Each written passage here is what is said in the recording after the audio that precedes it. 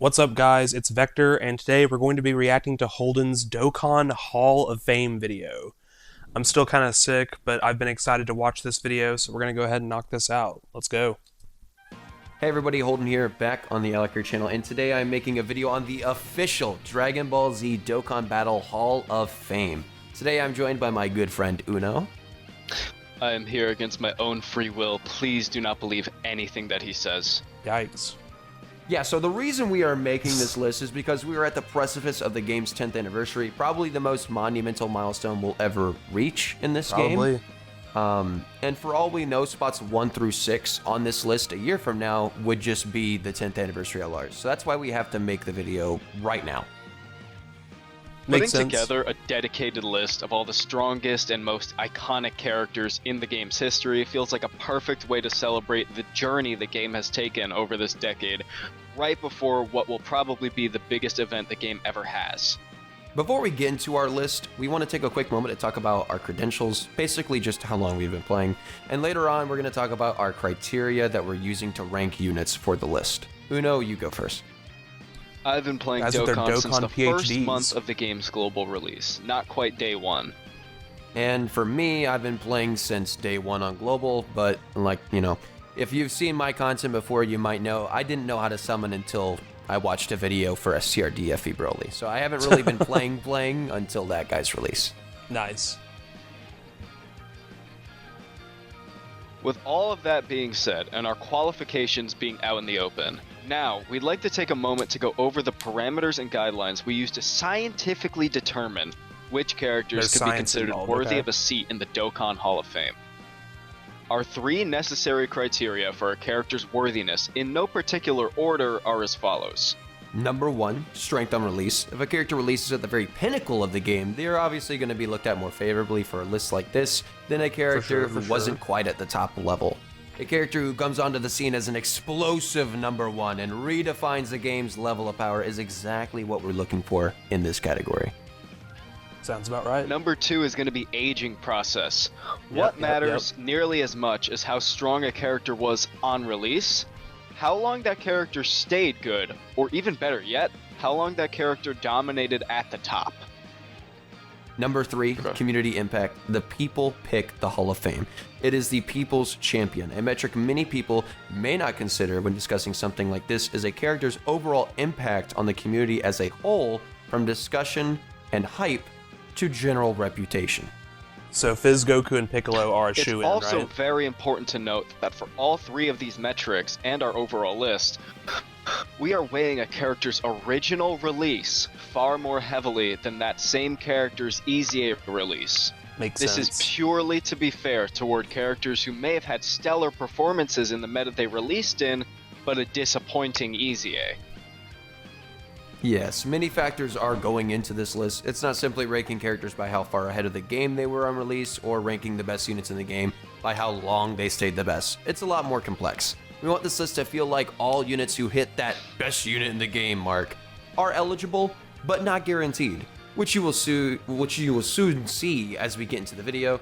Now, with all that being said, we wanted to make sure we only include 10 seats for the Dokkan Hall of Fame. However, we have an extensive list of honorable mentions, with a handful that we deem special or impactful enough to get speaking sections of their own.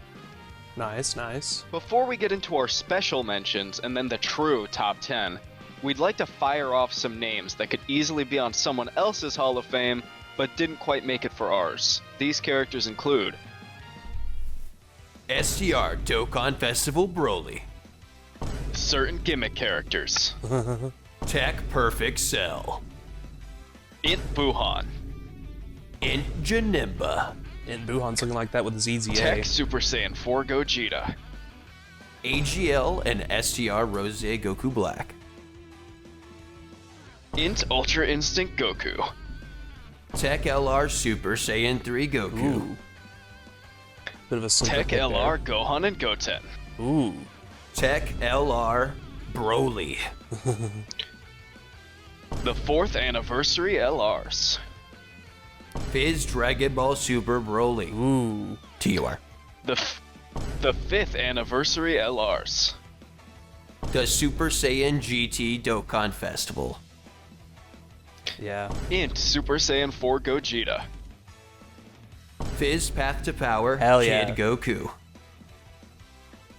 The TUR Gammas. LR, Vegeta and Trunks. Haha, not on the list. Let's go. STR LR Cooler. God, when Tech Truth watches Carnival this, he's gonna have a Super Saiyan meltdown over Goku. that. Piccolo Jr. The 8th Anniversary GT Duo. Ooh, LR only Bulma. the GT duo. LR SGR Future Gohan. AGL Limit Breaker Super Saiyan 4 Vegito. Fizz Gogeta Blue and AGL Full Power Broly. Angel Super Saiyan 3 Goku Oh, hell yeah. and Fat Boo. There are also characters that are a bit too recent for us to truthfully gauge their impact on Dokkan. Characters such as Carnival Tech LR Broly or the Carnival Family Kamehameha LR are ineligible for that reason. Makes sense. With all of that out of the way, let's get straight into discussing the special honorable mentions that we believed were important or unique enough to make an impact on Dokkan history. All right, I'm just gonna pull the Band-Aid off. Our first entry in our special mentions is Tech Ultimate Gohan. Now put down your pitchforks. He's easily the most infamous unit in the game's history, aside from another Ultimate Gohan a couple of years later. Oh, this dear unit God. aged better than every character around him and is in talks for best aging character in the game's history. Tech Ultimate Gohan had such an incredible aging process that you could probably still find some way to run him without his EZA right now. Yeah, that's He fair. also has a die-hard fan base of supporters and defenders, and he's built up a truly infamous reputation over the years since his release. Unfortunately true. However, he was not dominant for too long during his release due to the units who immediately succeeded him. In Super Saiyan 4 Gogeta and Fizz Angel Golden Frieza were both strong contenders against Gohan for best TUR. Gogeta specifically was better in SBR due to his counter and due to his best partner being Fizz EZA Vegito Blue. Yeah. While Gohan ultimately outaged pretty much all of his competition, including even the LRs that were out at the time, neither of us really believe that a character's aging process can retroactively be used to say they were always stronger than their peers on release. Yeah. Gohan was definitely able to stay runnable for years due to his high defense stacking and defensive mechanic in guard. But he was quickly surrounded by characters who outdid him in multiple other ways and could still defensively compete with the content they were facing at the time. He might have been the best TUR on release, but it wasn't a grand reign. Alright, next. Still watching? People are going to have a problem with that. People are going to have a problem with that. But I mean, I definitely tend to agree. Like, him being dominant didn't last that long. He was just runnable for a very long time. Imagine if for the 10th anniversary, the new units led teams for 340% leader skills instead of 200%.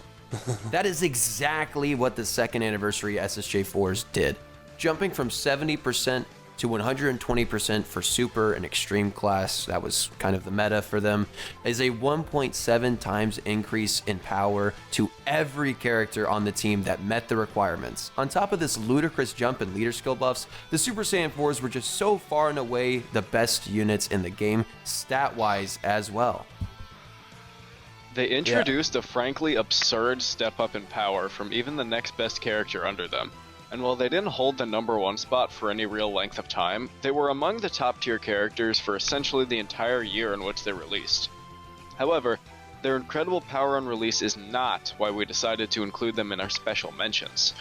Due to the sheer hype of best units in the game, Super Saiyan 4 Goku and Vegeta, these characters essentially broke the game's servers for an extended period of time on their release. While you can easily blame a lot of that on the game's inferior servers back in the day, it clearly shows that Dokkan themselves weren't quite prepared for the sheer magnitude of hype that was the first Super Saiyan 4s. Yeah, I wasn't around for when these guys released, but that definitely paints a good picture. Next up for special mentions, we have Fizz and Tech Vegito Blue. These are two characters that were very difficult for us to rank. Tech VB, Originally, Fizz VB was in the top 10, and Tech Vegito was only a named honorable mention. But as we finalized our list, we decided to put them together in our special mentions list. Okay. As a quick side note, the Goku Black counterparts to both of these Vegito characters were excluded from the talking portion of our special mentions because they didn't quite reach the same heights as either of their Vegito counterparts on release. Sounds about right. Physical Vegito Blue was at an almost unmatched level of hype for a character's debut in Dokkan, certainly helped by how closely his release followed after the anime episode it was based off of.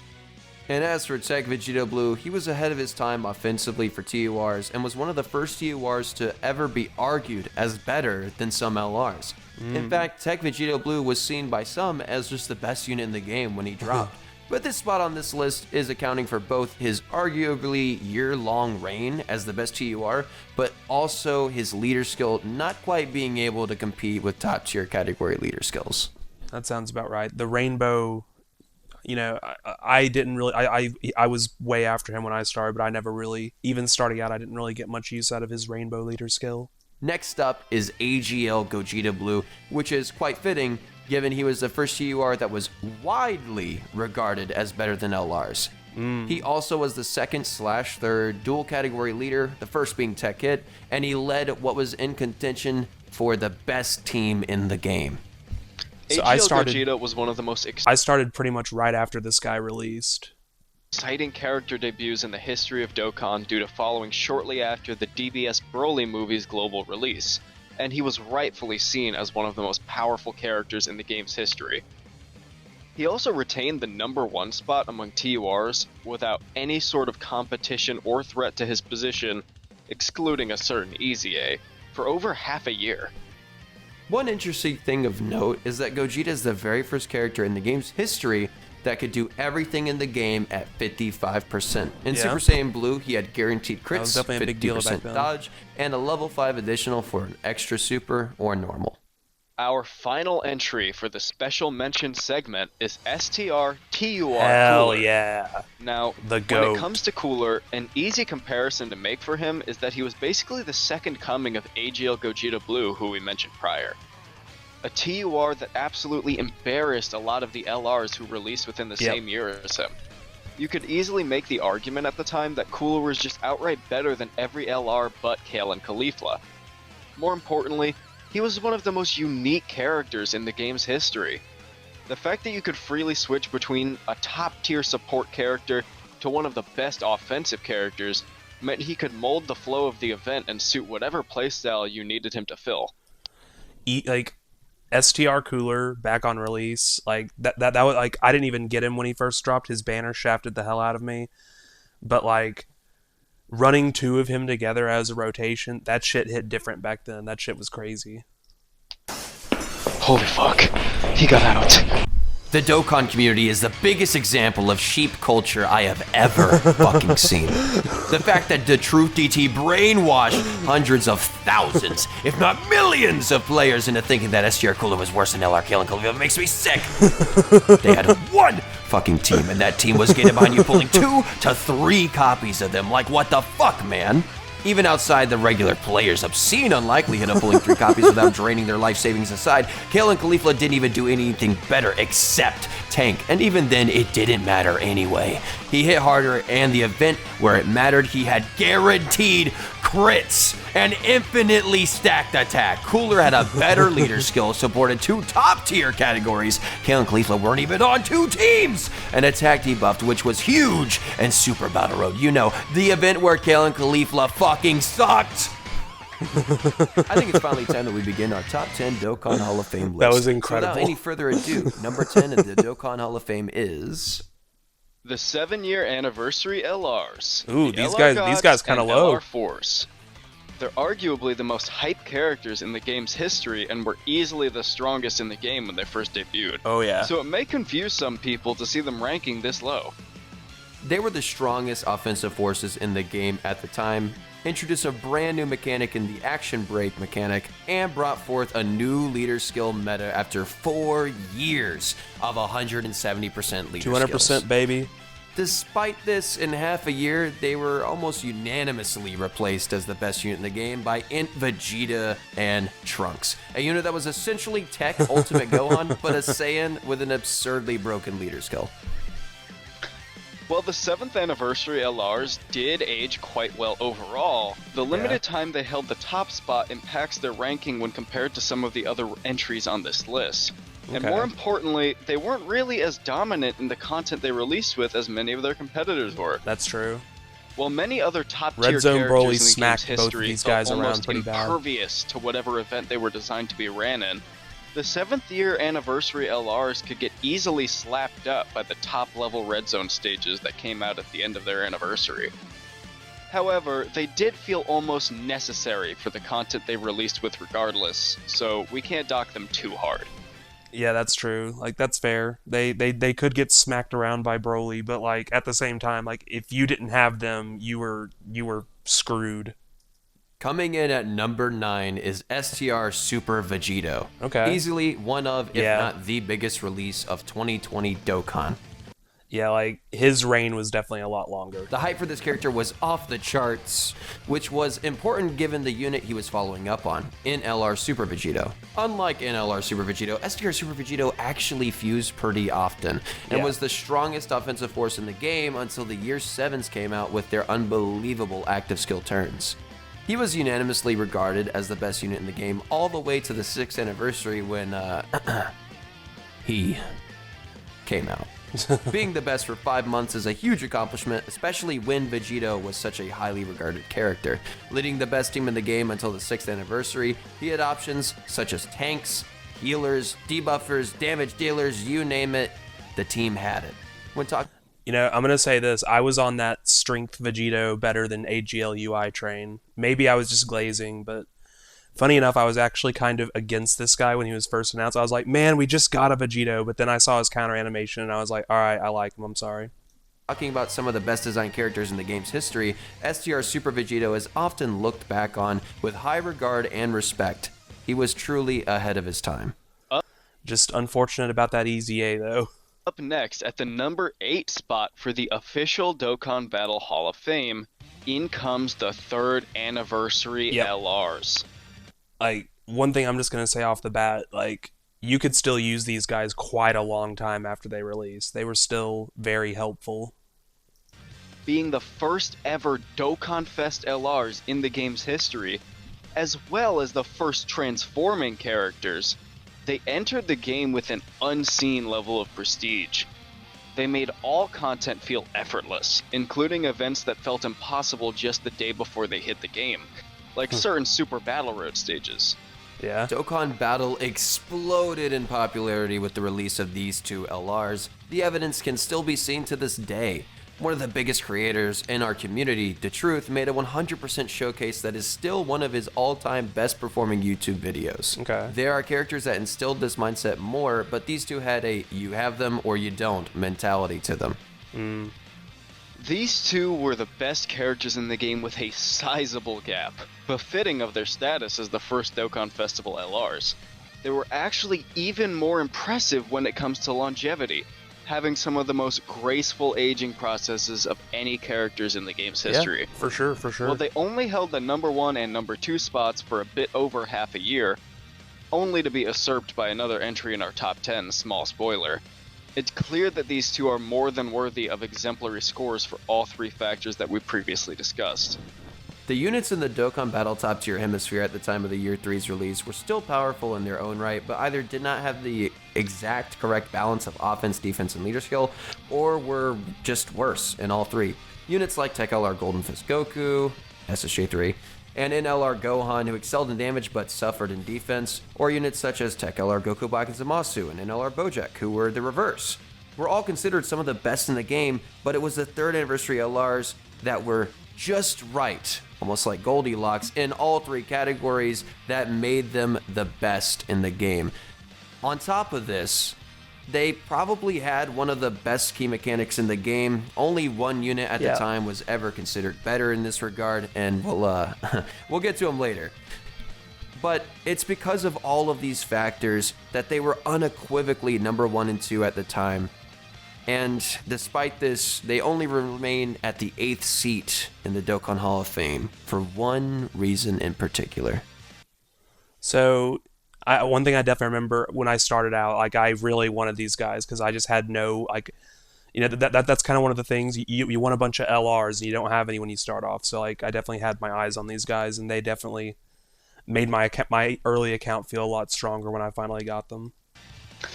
In spite of the fact that they were the first transforming units in the game, the first Dokkan Fest LRs, some of the best aging characters ever, and certainly the most impressive units in the game overall unreleased, there exists a certain miasma keeping us from placing them even higher than they are. That being their terrible transformation condition. Yeah. You would almost never see the fused versions of these characters that were intended to make them so incredible and special, at least without sabotaging yourself and opening your run up to several lose conditions it wouldn't have had otherwise. The transformed versions of Vegito and Gogeta would have gapped the game even harder than some entries that will be listed above them, but you would almost never see them, and certainly never see them in the content where they would truly make an impact. Our next entry for the Dokkan Battle Hall of Fame is one of the strongest LR characters of all time, Goku and Frieza. Yep. The first worldwide celebration LR, a character who had no special gimmick, no grand ability, just sheer unadulterated damage. Yep. Goku and Frieza's damage was so unbelievably ahead of the rest of the game that they were one of 2 characters who could complete the punching bag nuke event. Yep.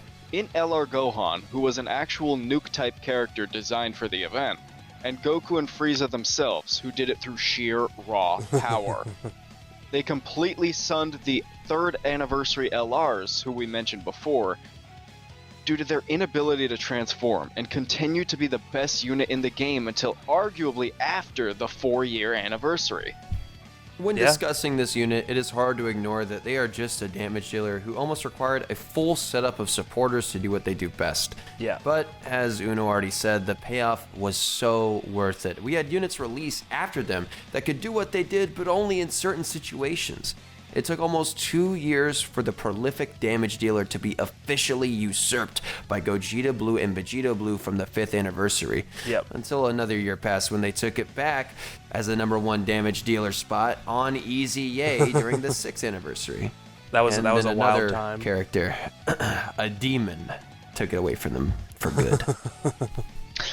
It may surprise some newer players to hear about a character who ruled the game for so long based on the sheer damage they were doing, due to the game's current climate lending No, that's not possible. They must have defense, defense, defense. way more value to jack-of-all-trades characters with a lot of utility. However, while Goku and Frieza were a one-trick pony, they did that one trick so incredibly well that no other character could compete.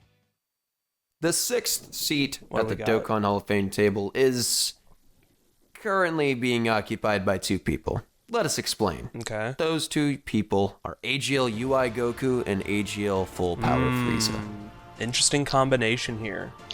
While these characters weren't actually opposing dual Dokkan Fests, they had an extremely iconic rivalry throughout the year that they both dominated, which is why we chose to have them share the spot rather than just picking one. Although, the popular opinion was that Goku took the #1 spot while Frieza was a close second. Goku was a defensive juggernaut through his impressive Are we gonna get dodge Dark and Holden revive, here? while Frieza was essentially the strongest offensive force in the game. AGL LR Full Power Frieza was a genuine example of kill them before they kill you, beating the previous entry of LR Goku and Frieza in the damage department very definitively. As for his team, it was usually a cheerleader squad of supports when you knew Frieza was going to solo the enemies. In normal settings where you weren't so confident, you'd surround him with TUR 3rd form Frieza. the many powerful Namek Saga LRs from that worldwide celebration and his personalized banner unit that was the best in the game at the time in 3rd form Frieza. He also had a healthy amount of defense, but as Uno will soon get into, it wasn't always good enough. Exactly. Frieza would often struggle defensively in slot 1, and his incredible damage was noticeably worse in slot 2, meaning you would actually have to make the choice to threaten your run just to maximize Frieza's potential. This is why most people preferred Goku, as his safer and easier playstyle meant you could toss him wherever you needed him without giving it a second thought. SBRs often could not one-shot you, and even if they did, Frieza had options for slot 1s, such as Tech or AGL Golden Frieza. And while he was weaker in slot 2, he still hit harder than UI Goku, and even with his 70% chance to dodge, Goku could still die in slot 1.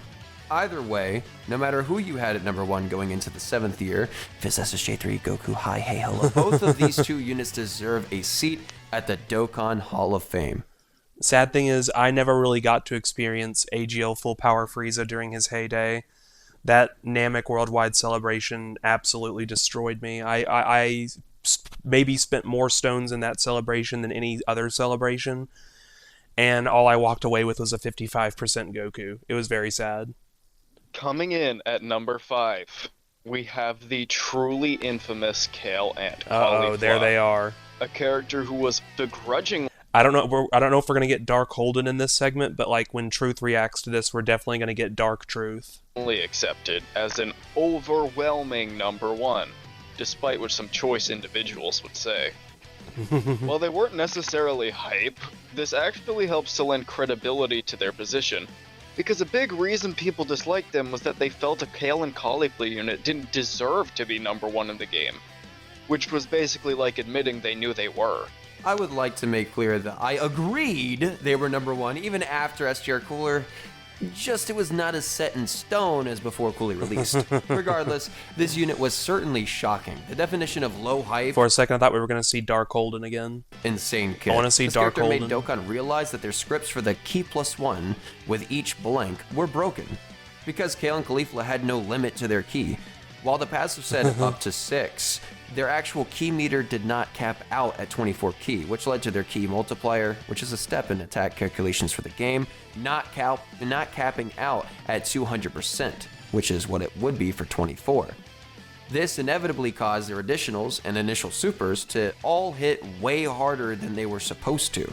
Dokkan had to do maintenance to fix this bug, but it took some time before they figured out how to fix it. Or at the very least, it took them time to get off their asses and fix it. But don't get it twisted. Kale and Caulifla are not just on this list because they were technically glitched.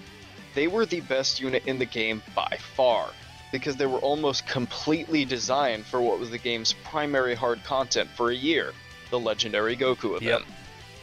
They could attack up to 5 times in a turn in this event, which essentially made them the best attacker in the game. They had an impressive dodge chance and defensive level, basically being the best defensive unit in the game as well. Out of their 5 attacks, 4 could be supers, and they were a stacker. In an event with, how many, 7 phases? Being a stacker attacking 4 times a turn meant they were reaching absurd defensive levels. People hated the idea of a Kale and Caulifla card ruling the game in the same year as an SSJ2 Gohan and an SSJ4 Goku, but it speaks to their sheer dominance that people had to accept it anyway. Yeah. At number 4, we have yet another crossroads. I think it is integral to explain that these two, while controversial picks above Kale and Caulifla, absolutely deserve to be in this list. Okay. LR Int Gohan and LR STR Broly, the very first summonable LRs, Gohan for JP and Broly for Global. Now, I was never really around while Int Gohan was the best in the game.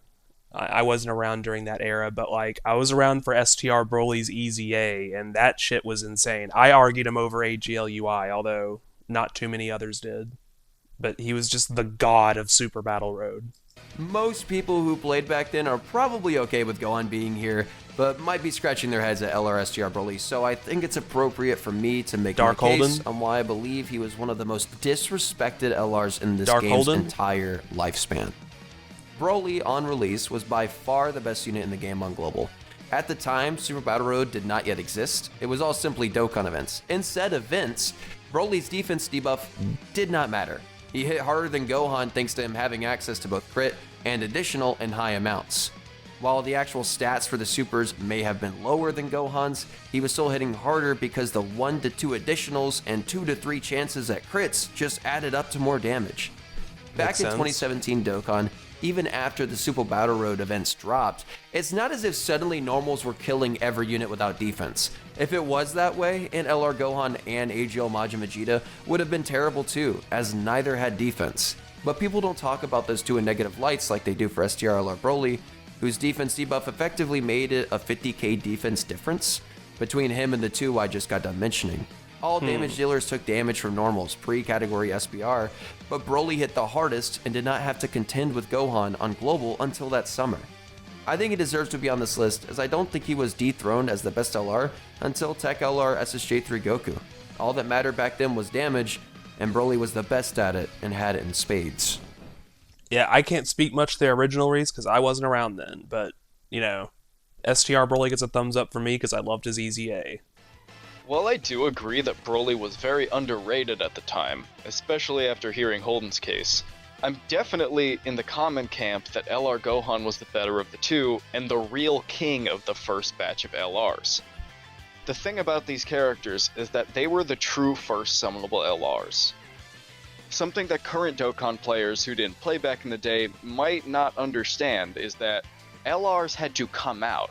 They weren't around from the very beginning.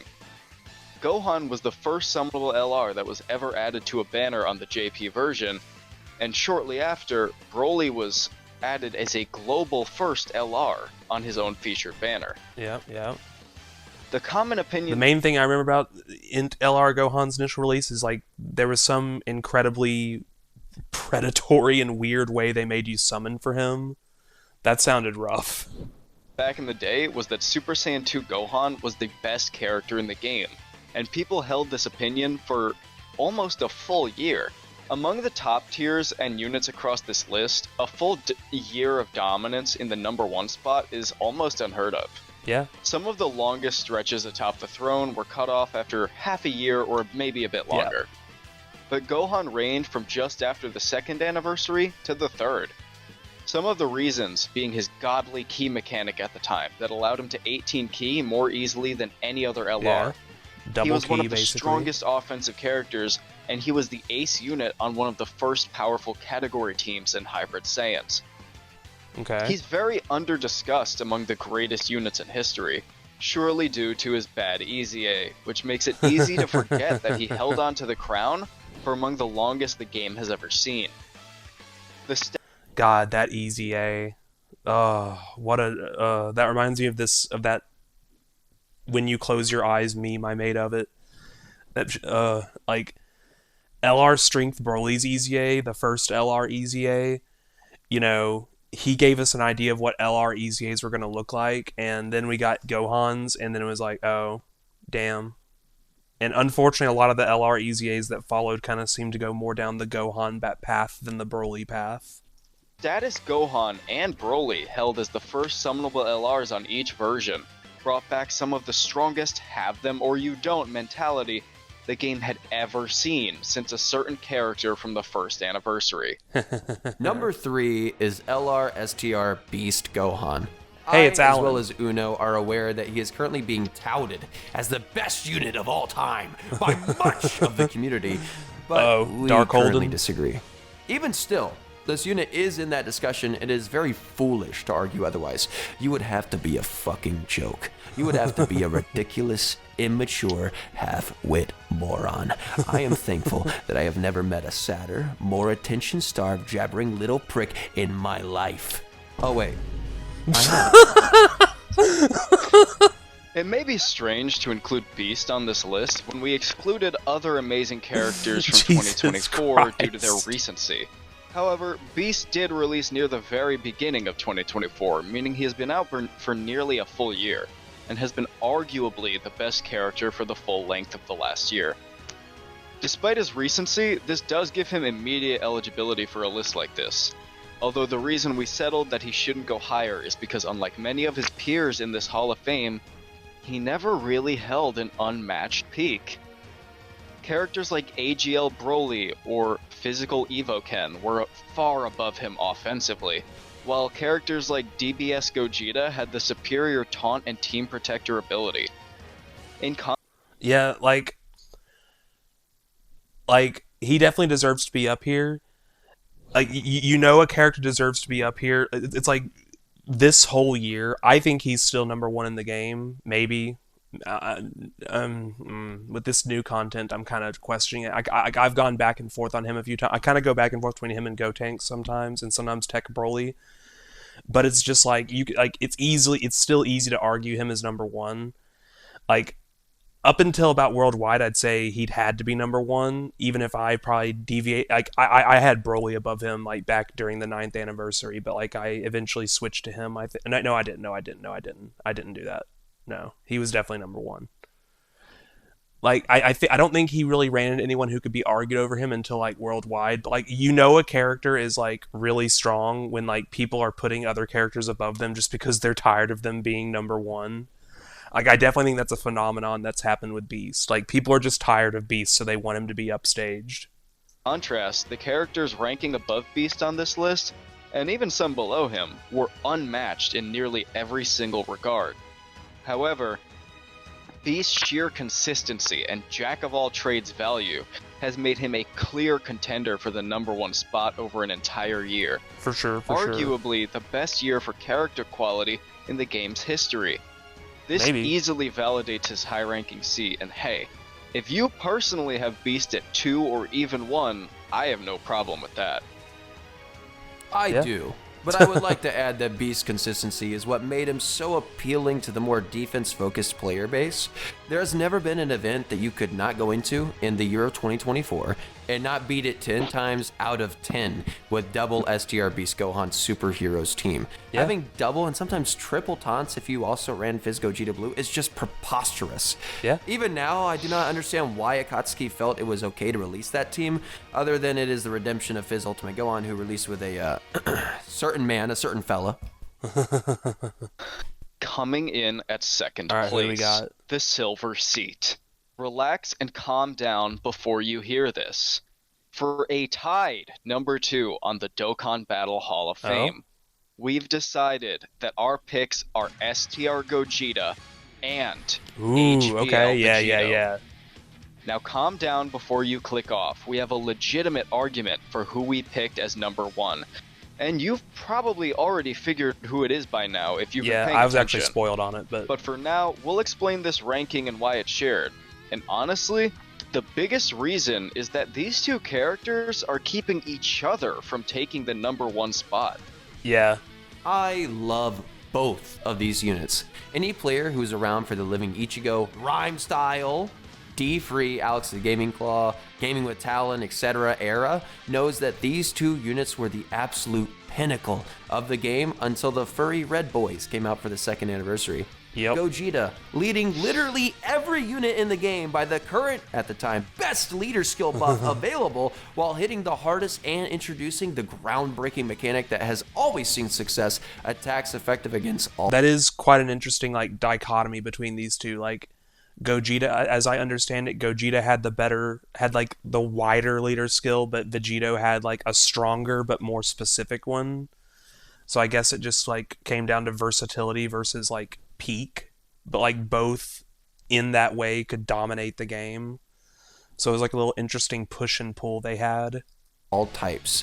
Once again, I wasn't around for that, but like that's just from what I understand, from what I've heard. Vegito leading a new meta of percentage leader skills that buff not just attack, but defense and HP, while hitting harder than Gogeta through another groundbreaking mechanic that has often seen some more electric successes than super effective, and that is counterattacks. Vegito was also just an absurdly broken tank who could only take damage to supers, but oh wait, you could just seal the enemy's super attack because back then bosses did not have immunities. But unfortunately, we do have to get into why either of these boys are not number 1 as a lot of people may have been expecting. Let's start with Gogeta, who a lot of people probably thought was one of 2 obvious picks other than Beast. Gogeta, in my opinion, as a year 1, month 1 player, has been utterly mystified over the past 9 years of the game. The original have him or you don't mentality, in reality, was far more aligned with hype and status than actual usability.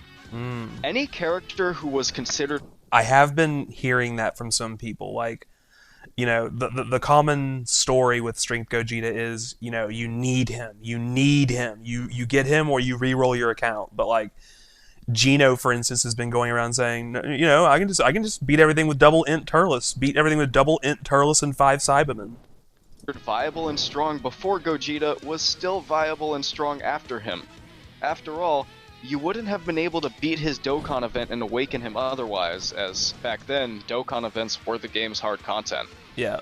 While Gogeta did gap the game immensely, the hardest we've ever seen, you can make the easy argument that other characters on this list, like the 7th anniversary LLRs, 8 spots lower, were more necessary for beating content than Gogeta ever was. From what I'm hearing, yeah. Prestige was way more about account value than actual practicality.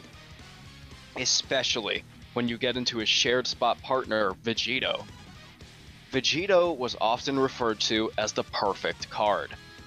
This was due to his incredible damage, the best in the game, his nigh invincibility, even the support he gave in his super attack effect, not to mention the fact that he led the best team in the game in AGL. His aging process was also impressive. Many people would even claim that Super Vegito was still number 1 until the 2nd anniversary, even though characters like Vegito Blue and Rose Goku Black came after him. Vegito was basically completely superior to Gogeta and the rest of the game in every conceivable way, and it wasn't even close. In fact, you could argue the advent of Vegito made Gogeta suffer one of the hardest 1 to 2 drops of any character in this discussion. He didn't even have an argument over him. And he only came 4 months afterward, so Gogeta's reign as number 1 was also among the shortest on this list.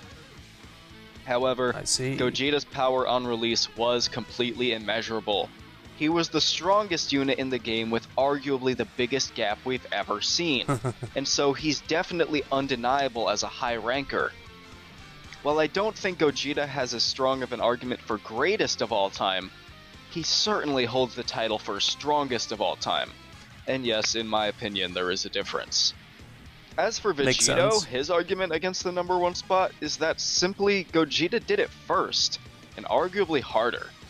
While all of these things validate Vegito's ranking, just as he keeps Gogeta from the number 1 spot, Gogeta's more dominant, albeit shorter reign over the game, also keeps Vegito from being able to stake the claim for greatest of all time. Alright, I've seen this one. I think it's time to rip off the other Band-Aid. Seated at the head of the Dokkan Hall of Fame table, Tech LR Orange Piccolo. The GOAT. This may come as a huge shock to people who were expecting our number 1 Hall of Famer to be Beast or STR Gogeta. However, we believe that Orange Piccolo has several unique traits that give him an incredibly strong and valid claim to the title of greatest in Dokkan history. Starting with his actual reign. Orange Piccolo arguably had the longest reign as number 1 in the game's history. Assuming you were one of the sophisticated people who kept him slotted above the GT Duo and Bulma. Orange Piccolo ran the game for a year and 2 months, meaning he had the longest run as king the game has ever seen. And, if you don't think Orange Piccolo was 1 for the entire year, he takes another unique title, the only character in history to take back the number 1 spot. Even if you thought GT Duo was better or Bulma was better, Orange Piccolo was undeniably the dun, dun, dun, dun.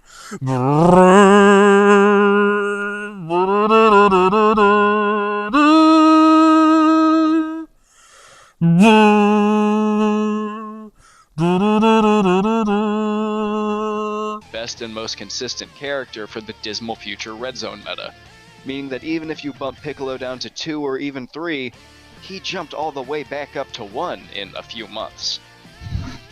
It's also just like it's also just all these 100% win rate strategies he enabled with his superheroes team. Just perfect slot 1 on turn 1 and turn 2, then turn 3 and 4 you go giant and just rip the boss to shreds. It was so crazy. Name that was uttered across an entire year.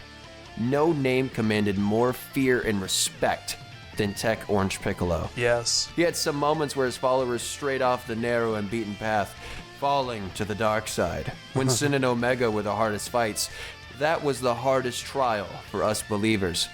But we bore through our Savior's trials and tribulations, bringing us to the other side of what was indisputably the worst year of modern Dokkan. Orange Piccolo was designed so well that an entire year's worth of releases could not dethrone him. To put that into perspective, 11 premium LRs 4 from the anniversary, 4 from the worldwide celebration, and 2 from Tanabata, and 1 from Christmas, all released, and Orange Piccolo came out at the end of the year still as number 1. No other unit in the game's history has ever gone through that much competition and consistently stayed at the top but this character. Granted, he was not the best unit in all categories, he was not the best offensively, and in certain situations there were better tanks, but he is a proto-STR beast. He was the king of consistency. Yeah. Despite what Holden said, Orange Piccolo was still one of the best offensive characters with his giant form. Yep. He was the best general defensive character. He gave support and protection to his allies. He led the best team in the game, arguably the best category of all time. Orange Piccolo released in a meta where 1 million supers were the standard. Yet he can live, not tank, but live 3 million supers with his full passive up. He was almost 3 times as strong as he needed to be. Orange Piccolo was such a legendary force that he single-handedly made the biggest fumble in the game's history in Beastless Gohan not feel quite as bad as it could have. He went through 3 different difficulty jumps and remained the strongest character. He single-handedly made people realize how good giant forms truly are. Yep. Even to That's how we figured it out. We thought it was a glitch at first. Very moment, you can hop into any event and beat it with Orange Piccolo as a mainstay on your team, over 2 years after his release. He is simply the greatest of all time. I know we were just talking about how great he was, but it really is hard to describe the difference in magnitude between LR Orange Piccolo at number 1 and LR STR Beast Gohan at number 1, or even just STR Gogeta, AGL Vegito, anyone on this list, basically.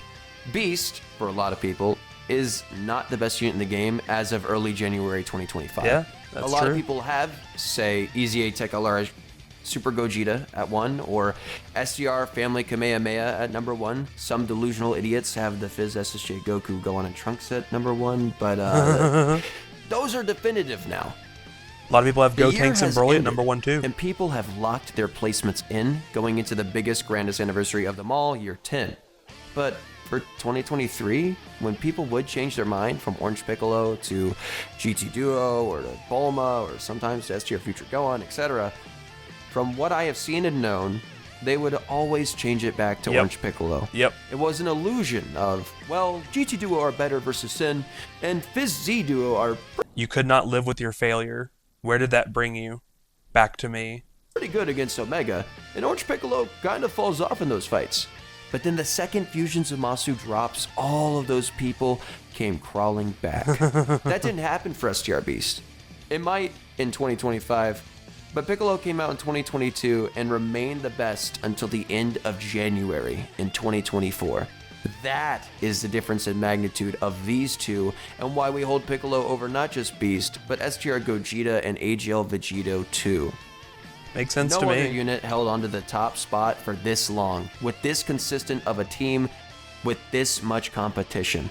No other unit except for Tech Orange Piccolo. The best Dokkan battle unit of all time. The GOAT. We do acknowledge just how subjective a list like this is always going to be. There are so few people who would watch something like this and come out on the other end going, yeah, I agree.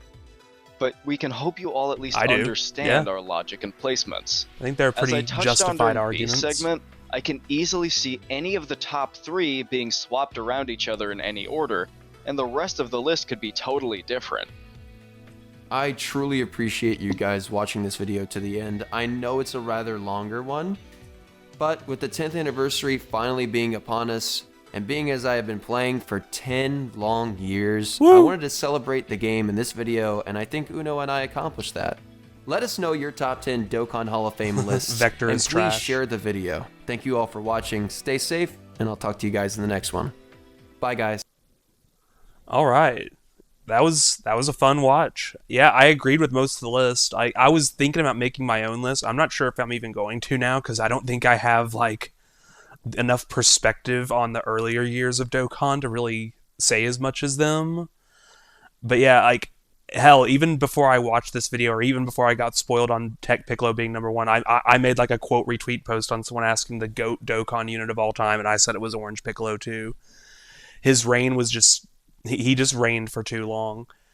And like, everyone was coming at me saying, well, what about GT Duo and Bulma? And like, sure, they might have surpassed him during like the Omega days, but then like literally just a couple months later, Merge Zamasu came out, and it was pretty undeniable that Piccolo was the best again. He really was the GOAT. But yeah, that was Holden's Dokkan Hall of Fame. Had a lot of fun reacting to it. All of y'all, if you can, go give the original video some love too. And thanks for stopping by. Catch y'all next time.